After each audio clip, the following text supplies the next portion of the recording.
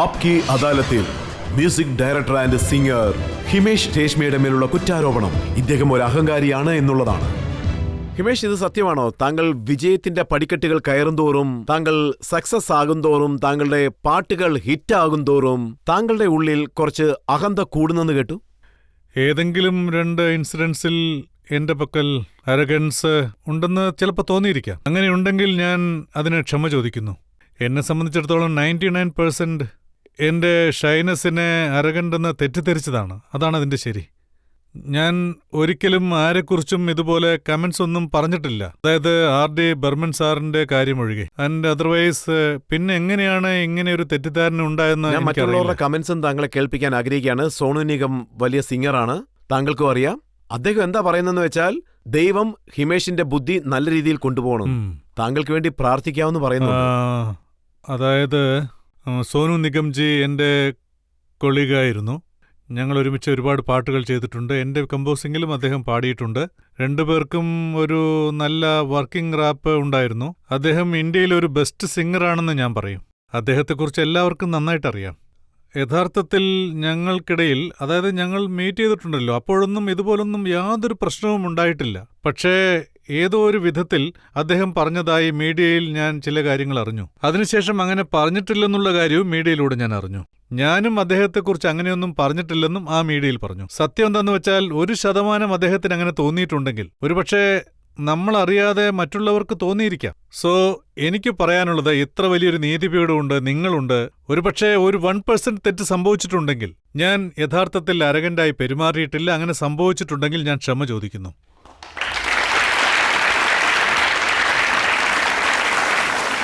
ഹിമേഷ്, ഞാൻ പ്രൊഡ്യൂസേഴ്സിനെ കുറിച്ചാണ് പറയാൻ പോകുന്നത്. ഒരു കാലത്ത് താങ്കൾ പ്രൊഡ്യൂസർമാരുടെ പിന്നാലെ ചുറ്റിക്കറങ്ങിയതാണ്, പാട്ട് വാങ്ങിക്കാൻ വേണ്ടിയും പടത്തിൽ മ്യൂസിക് ചാൻസിനും വേണ്ടി. പക്ഷേ ഇപ്പോൾ കാലം മാറിയിരിക്കുകയാണ്, പ്രൊഡ്യൂസേഴ്സ് താങ്കളുടെ പിന്നാലെ ചുറ്റിയാണ്. പ്രൊഡ്യൂസേഴ്സ് എൻ്റെ പുറകെ അങ്ങനെ ആരും വരുന്നില്ല. അതായത് ഞാൻ ഒരുപാട് പുതിയ പ്രൊഡ്യൂസേഴ്സുമായി പുതിയ പടങ്ങൾ ചെയ്തിട്ടുണ്ട്.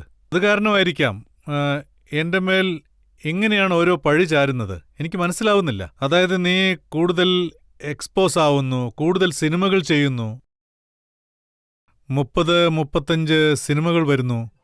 അതായത് ലാസ്റ്റ് ഇപ്പോൾ ചെയ്ത പാട്ടുകൾ, അതായത് സിനിമകൾ, അതിലെ പാട്ടുകൾ, അതായത് അവസാനത്തെ 4 മാസങ്ങൾ വരെ, ഒരു സമയത്ത് മാസത്തിൽ എൻ്റെ 4 സിനിമകൾ റിലീസായി.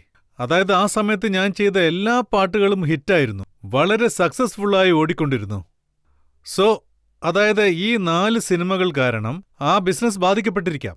ഞാൻ എപ്പോ കമ്പോസ് ചെയ്താലും എപ്പോ പാടിയാലും അതുകൊണ്ട് മറ്റുള്ളവർക്ക് പ്രയോജനം ഉണ്ടാകണമെന്നേ ഞാൻ ആഗ്രഹിക്കൂ. അത് മ്യൂസിക് കമ്പനിക്കാണെങ്കിലും ശരി, പ്രൊഡ്യൂസർക്കാണെങ്കിലും ശരി, ആക്ടർക്കാണെങ്കിലും ശരി, ആർക്കാണെങ്കിലും ശരി, ആ കമോഡിറ്റിയിലാണ് ഞാൻ സൈൻ ചെയ്തിരിക്കുന്നത്. ഒരു മാസത്തിൽ എന്റെ 4 സിനിമകൾ വന്നതുകൊണ്ട്, എക്സ്പോഷർ അധികമായതുകൊണ്ട് സിനിമകൾ ഓടിയില്ല. സോ ഇൻഡസ്ട്രിയുടെ ബെറ്റർമെന്റിനു വേണ്ടി, പ്രൊഡ്യൂസർക്ക് വേണ്ടി എന്റെ ജോലി പോകുന്നു. ഹിമേഷ് രേഷ്മി എന്ന ബ്രാൻഡ് വർഷത്തിൽ 3-4 സിനിമകൾ ചെയ്താൽ മതിയെന്ന് അന്ന് തീരുമാനിക്കുന്നു. എങ്കിലേ പാട്ടുകൾക്കൊരു ഗ്യാപ്പ് ഉണ്ടാകും, ഗ്യാപ്പ് കിട്ടും, പിന്നെ റിലീസിനൊരു സ്പേസ് കിട്ടും. അതുകൊണ്ട് എല്ലാവർക്കും പ്രയോജനം. പക്ഷേ ഹിമേഷ്, ഇത് അരഗണ്ടല്ലേ? അതായത് തുടക്കത്തിൽ താങ്കൾക്ക് ചില ഡയറക്ടേഴ്സ് നല്ല സന്ദർഭം നൽകി. സതീഷ് കൗശിക് താങ്കൾക്ക് തേരേനാമിൽ സന്ദർഭം നൽകി, ആനന്ദ് മഹാദേവൻ ഒരു വലിയ ഹിറ്റ് നൽകി.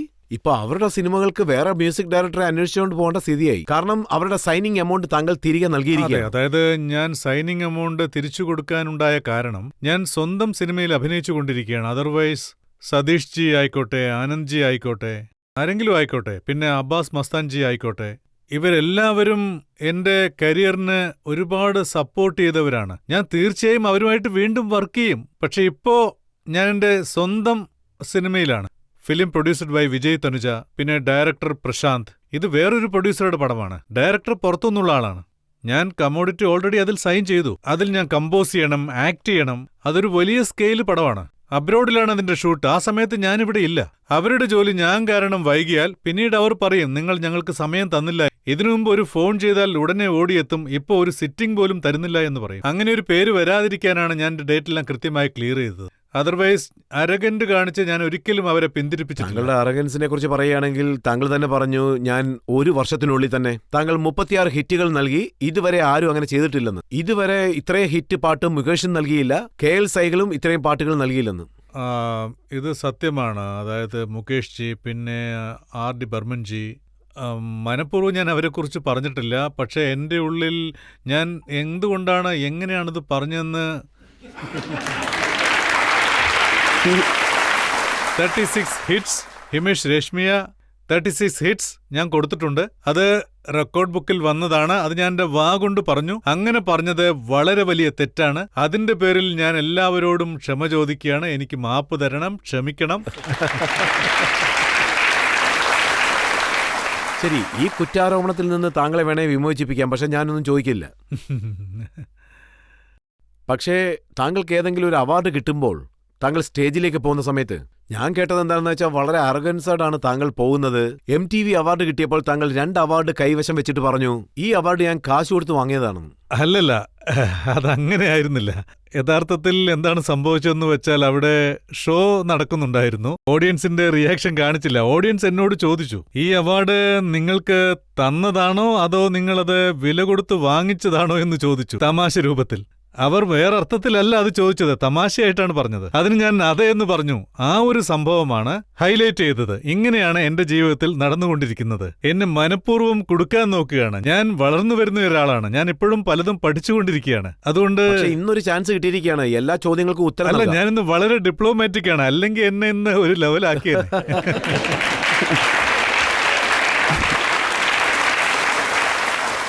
ഞാൻ താങ്കൾക്ക് ഐഫ അവാർഡ് ഓർമ്മപ്പെടുത്തുകയാണ്. പറയൂ. ഐഫ അവാർഡിന്റെ സമയത്ത് താങ്കൾ സ്റ്റേജിൽ വെച്ച് എല്ലാവരോടും പറഞ്ഞത്, ഞാൻ പ്ലേ ബാക്ക് സിംഗറിൽ അമിതാഭ് ബച്ചൻ സാറിനെ പോലെ ഇരിക്കാൻ ആഗ്രഹിക്കുന്നു. അങ്ങനെ ആകണമെന്നല്ല ഞാൻ പറഞ്ഞത്. ആർക്ക് വേണമെങ്കിലും അങ്ങനെ ആഗ്രഹിക്കാമല്ലോ. ഇപ്പൊ Amitabh Bachchanji ideal of the film ഇൻഡസ്ട്രിയാണ്. അദ്ദേഹത്തിന്റെ ലെവൽ തന്നെ വേറെയാ. ഇത് ശരിക്കും പറഞ്ഞാൽ എല്ലാവരും ആഗ്രഹിക്കുന്ന ഒരു കാര്യമാണല്ലോ. ആരാണെങ്കിലും അവരവരുടെ ഫീൽഡിൽ അമിതാഭ് ബച്ചനെ പോലെ ആവണമെന്നാണ് പറഞ്ഞത്. ഞാൻ എന്റെ ഫീൽഡിൽ അമിതാഭ് ബച്ചൻ ആവണമെന്നാണ് പറഞ്ഞത്. അത് ഡെഫിനറ്റ്ലി അദ്ദേഹത്തെ കണ്ട് ആഗ്രഹിച്ചതാണ്. അമിതാഭ് ബച്ചന്റെ കയ്യിൽ നിന്ന് മാത്രമേ വാങ്ങൂ, മറ്റൊരാളുടെ കയ്യിൽ നിന്ന് വാങ്ങില്ലെന്ന് പറഞ്ഞു. അല്ല, ഞാൻ ശരിക്കും പറഞ്ഞത് അല്ല, ഞാൻ അങ്ങനെ പറഞ്ഞില്ല.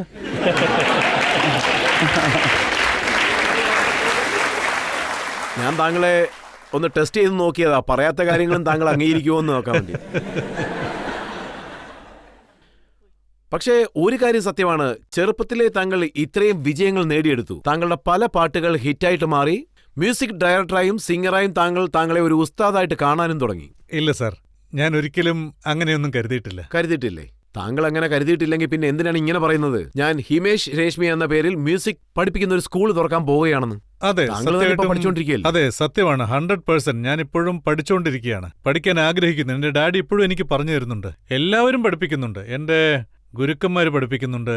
മ്യൂസിക് എത്ര പഠിച്ചാലും മതിയാവില്ല, അത് പഠിച്ചുകൊണ്ടേയിരിക്കണം. പക്ഷേ ഈ സ്കൂൾ ഓഫ് മ്യൂസിക് കോൺസെപ്റ്റ്, അതായത് എൻ്റെ അഭിപ്രായത്തിൽ, അതായത് ഇത്ര പ്രോഗ്രസീവായൊരു കാര്യം ഇന്ത്യയിൽ എന്തുകൊണ്ടാണ് ഒരു മ്യൂസിക് ഇൻസ്റ്റിറ്റ്യൂട്ട് ഇല്ലാത്തത്? നമുക്കൊരു സിനിമ കാണണമെന്നുണ്ടെങ്കിൽ നല്ല മൾട്ടിപ്ലക്സ് ഉണ്ട്, ഷോപ്പിംഗ് ചെയ്യണമെങ്കിൽ നല്ല ഷോപ്പിംഗ് മാളുണ്ട്. ഇന്ത്യ അത്രയ്ക്ക് പ്രോഗ്രസ് ആയിട്ടുണ്ട്. മ്യൂസിക് ഇൻസ്റ്റിറ്റ്യൂട്ട് എന്നത് നല്ലൊരു അറ്റ്മോസ്ഫിയറിൽ, നല്ല ഹൈടെക്കിൽ, school of music and classified ഡിവിഷനിൽ എല്ലാവിധത്തിലുള്ള മ്യൂസിക്കും പഠിപ്പിച്ചു കൊടുക്കണം, അണ്ടർ വൺ റൂഫ്. ബിക്കോസ് എല്ലാ വീട്ടിലും പറയുകയാണെങ്കിൽ ഗോഡ് ഗിഫ്റ്റുള്ള ഒരുപാട് കുട്ടികളുണ്ട്, ടാലന്റുള്ള കുട്ടികൾ. പക്ഷേ ആ ടാലന്റ് വെറും ഹോബിയായി പോവുകയാണ്. ആ കഴിവുകൾ പ്രൊഫഷണലായി കൊണ്ടുവരാൻ കഴിയാതെ പാഴായി പോവുകയാണ്. പക്ഷേ ഇതൊക്കെ തീർച്ചയായും നടത്തേണ്ടതാണ്. ക്ലാസിക്കൽ മ്യൂസിക് അറിയില്ല, ഇപ്പോഴും അച്ഛൻ്റെ അടുത്ത് പഠിച്ചുകൊണ്ടിരിക്കുകയാണ്. അതായത് ക്ലാസിക്കലിൽ രാഗം എല്ലാം ഞാൻ പഠിച്ചത് എന്റെ ഡാഡിയിൽ നിന്നാണ്. ഓരോ പാട്ടിലും രാഗം ബേസ് മ്യൂസിക്കാണ്. അതായത് അത് സാധാരണക്കാരിലേക്ക് പെട്ടെന്ന് എത്തും.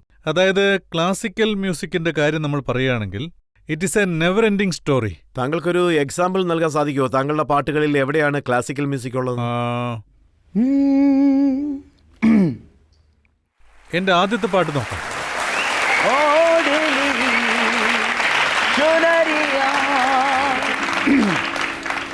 तूने मेरे नाम की, चाहे दुनिया जो भी सोचे हमको करना क्या, प्यार किया तो डरना क्या, ओ जब प्यार किया तो डरना क्या.